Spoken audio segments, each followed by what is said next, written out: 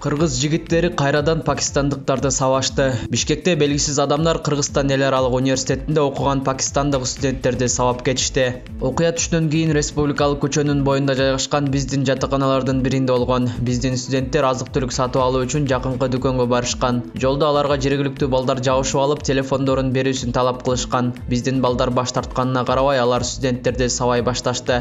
Алар балдардын артынан жатаканага чейин чуркап кирип сабай беришкен. Жаш агрессивдүү жигиттер көп болчу. Биз аларды зорго көчөгө алып чыктык, деди Имран Назир. Анын айтымында чакыруу боюнча келген полиция кызматкерлери кол салгандардын экөөсүн гана кармап, номер 5-ГОМго алып барышкан. Ошондой эле пакистандык жаракат алган 4 жараны суракка жана арыз берүү үчүн ошол жерге жеткирилген. Алардын бири эң көп жапа чеккен, мурду сынып, бир нече жери көгөргөн. Окуянын чоо жайы такталгандан кийин алар Пакистан өлкөсүнүн жана Кыргыз өлкөсүнүн жарандары экендиги белгилүү болгон. Алар милиция кызматына арыз жазуудан баш тартып, ортолорунда жаралган пикир келишпестик элдешүү менен аяктады, деп билдиришти 1-Май райондук ички иштер башкармалыгынын басма сөз кызматынан. Урматтуу Москва шаарындагы мекендештер, врач-стоматолог Элдияр Жапаров стоматологиялык кызматтардын төмөнкүлөрүн сунуштайт. Брекет, имплант, протез, тиш салуу, тиш алуу жана башка бардык түрлөрүн сунуштайт. Жогорку сапатта эң мыкты жана ишенимдүү кызмат көрсөтөт. Биздин дарек метро Новослободская, улица Чаянова 18А, метродон 5 мүнөттүк жол. Байланыш телефондору +7 926 694 94 71. Эскертүү: брекет коюу арзандатуу менен 15 000 рубль. Белгисиз адамдар журналистке кесилген иттин башын жөнөтүшкөн. Журналист Эркежан Исаковага белгисиз адамдар кесилген иттин башын жөнөтүштү. Бул тууралуу Исакова кече 28 октябрда өзүнүн Facebook баракчасына жазып чыкты. Эркежан Исакованын айтымында: кече кечке мал мага Бишкек шаарынан посылка келди. Кутучага салынып, шөкөттөлүп, скотч менен айда оролгон экен. Ичинде белгисиз бир жандыктын баш сөөгү болуп чыкты.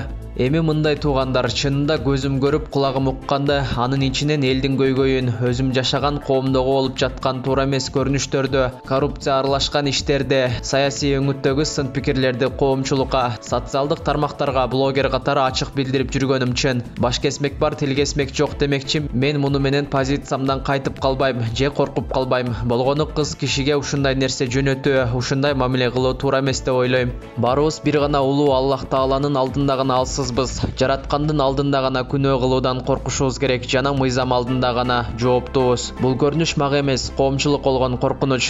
Бүгүн мага карата болгон коркутуу эртең дагы бирөөнүн башына келбейт деп эч ким кепилдик бере албайт. Бүгүн тиешелүү жактарга арыз жаздым. Сураныч, коомчулуктагы активист байке эжилер дагы кайдыгер карабай оюңуздарды билдирүүгө чакырам. Улуттук коопсуздук комитети баштаган тиешелүү органдар посылка жөнөткөнүн дагы, буйрутма бергенин дагы таап, мыйзам чегинде чара көрүп, мага коркунуч зыяны тийбей тургандай кылып чечип берүүңүздөрдү суранам. Ачык айтуу керек, кектешкен кас душманым деле жок. Жөнөкөй бир пендемин. Болгону мен айткан чындыктар кимдир бирөөлөргө жакпай калса керек деп ойлоп жатам. Мекен үчүн, элим үчүн, жерим үчүн, жаштар үчүн, чындык үчүн тилимди, башымды кесип кетсе дагы позициямдан кайтпайм. Жазганым жазган, айтканым айткан, деп журналист Эркежан Исакова өзүнүн Facebook баракчасына жазып чыкты. Садыр Жапаров менен жолугушууга чет элдик элчилер келбей койду. Кече 28 октябрда Садыр Жапаров Кыргызстанда аккредитацияланган дипломатиялык миссиялардын башчылары менен жолугушууну пландаштырган. Бирок жолугушууга чет элдик элчилер келбей койду. Бул тууралуу белгилүү журналист Асель Оторбаева Facebook социалдык тармагындагы баракчасына жазып чыкты. Бул уятын жабуу үчүн чиновниктер бул жолугушуу кийинкиге калтырылганын айтышты. Садыр Жапаров дипломатиялык корпусту Кыргызстанда бардыгы сонун деп ишендиргиси келгени айдан ачык. Өлкө укуктук талаага кирди, кырдаал турукташты деп жатышат. Бирок бул КТРКга арналган ыр, жасалма ыр. Саясий интригаларды тажрыйбасы жок карапайым айылдыктардын аң сезими үчүн иштелип чыккан, дейт ал. Садыр Жапаров жардам сурай турганы айдан ачык. Олигархтар катарга тизилип, көмөндүү капиталына мунапыс берилишин каалагандар көрүнбөйт. Факт фактылары өтө катаал. Россия каржылык жардамды токтотту. Европа биримдигинин санариптештирүүгө 6 миллион евро бөлүп берүү кийинкиге калтырылды. Садыр Жапаров укуктук талаага сөз менен эмес, иш жүзүндө киргенге чейин эч бир чет өлкө жардам бербейт. Ошондуктан Садыр Жапаров парламенттик шайлоону өткөрүп, бийликтин бардык бутактарынын мыйзамдуу органдарын тизүү аяктаганга чейин конституция менен болгон интригалардан баш тартууга милдеттүү. Алгач бул кадрларды 2-3 күнгө дайындоолорду токтотуу керек деп кошумчалады ал.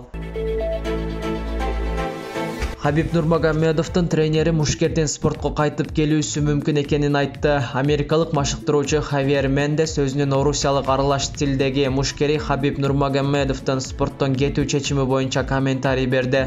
Мендес Нурмагомедовдун чечими ал үчүн абдан күтүүсүз болгонун мойнуна алды. Ошол эле учурда ал Нурмагомедов спортко кайтып келиши мүмкүн экендигин мойнуна алды. Чечим кабыл алган учурда Нурмагомедов абдан эмоционалдуу акыбалда болчу. Хабибдин оюн өзгөртөбү же жокпу, аны убакыт көрсөтөт деп кошумчалады Мендес. Мындан тышкары машыктыруучу Нурмагомедов менен жасаган иш-аракетин талкуулоону көздөбөгөнүн айтты. Бул менин ишим эмес. Мен милдетим аны машыктыруу, кайрадан беттештерге даярдоо жана эч нерсеге карабастан ага аталык мээрим тартуулоо, деди Мендес.